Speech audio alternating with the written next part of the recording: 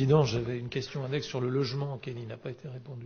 Vous pouvez la répéter, pardon? Alors, excusez-moi. En l'occurrence, je l'évoquais dans mon propos liminaire, les programmations des bailleurs telles qu'elles tombent au fil des semaines nous laissent savoir que la programmation 2020 pourrait être de moitié comparativement à celle qu'elle a été les années précédentes. Une division par deux qui, évidemment, consisterait en des centaines de logements qui ne sortiraient pas de terre et des emplois menacés dans le domaine par centaines également.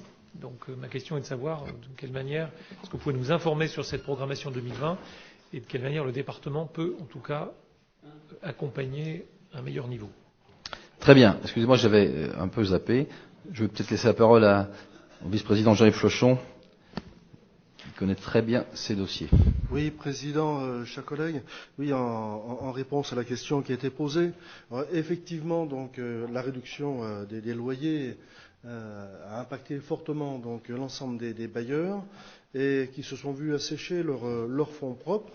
Et aujourd'hui, l'ensemble des bailleurs recule sur une partie de leur programmation. Nous nous étions réjouis du résultat du précédent plan départemental de l'habitat qui avait vu effectivement nos départements avancer sur un rythme de 1800 logements sociaux nouveaux en programmation nouvelle sur notre département. C'était le résultat d'une politique ambitieuse et la conséquence des nécessités de l'accueil de populations nouvelles.